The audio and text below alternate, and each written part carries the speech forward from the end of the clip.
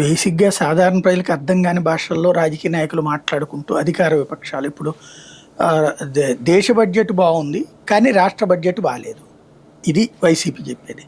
అలాగే దేశ బడ్జెట్ రాష్ట్ర బడ్జెట్ రెండు బాగున్నాయని చంద్రబాబు చెప్తారు. ఇదివరకు చంద్రబాబు మోడీని విభేదించినప్పుడు 5 పైసలు కూడా ఇవ్వలేదంటారు.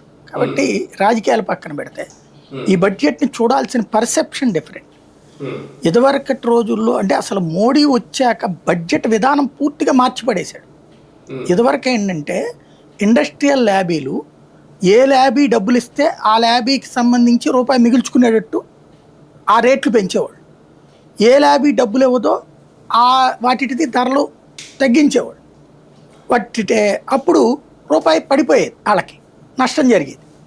అట్లాగా మీకు అప్పట్లో బడ్జెట్ వచ్చిందంటే ఏ ధర పెరుగుతుంది ఏ ధర తగ్గుతుంది అనేది విపరీతమైన ఆసక్తి అనమాట పబ్లిక్కి. అవి కంప్లీట్గా టీవీల ముందు కూర్చొని చూస్తుండేవాళ్ళు, పేపర్లలో చదివేవాళ్ళు పొద్దున్నే.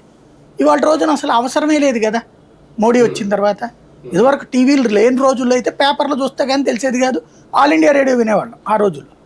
తర్వాత పేపర్లు వచ్చినప్పుడు అది ప్రత్యేకించి బడ్జెట్ అప్పుడు రోజున ఎక్కువ పేపర్లు వేసేవాళ్ళు. ఎందుకంటే అసలు రెగ్యులర్గా పేపర్ కొన్నోళ్ళు కూడా పేపర్ కొనుక్కుని ఆ రోజున ఏ రేట్లు పెరుగుతున్నాయి ఏ రేట్లు తగ్గుతున్నాయి చూసుకుని గబక్కని తెలిసిన వాళ్ళ దగ్గర పాత రేట్లో ఉంటే కనుక తగ్గిపోతున్నాయి అనుకోండి, ఏది తగ్గుతుంటే కనుక కొనేవాళ్ళు కాదు, పెరుగుతుంటే కనుక ముందు కొనుక్కునేవాళ్ళు అనమాట అవసరాన్ని. అట్లాంటి రోజులు మోడీ వచ్చాక అసలు బడ్జెట్ నుంచి ఓ రకంగా చెప్పాలంటే శరీరం నుండి ఆత్మను వేరు చేశాడు.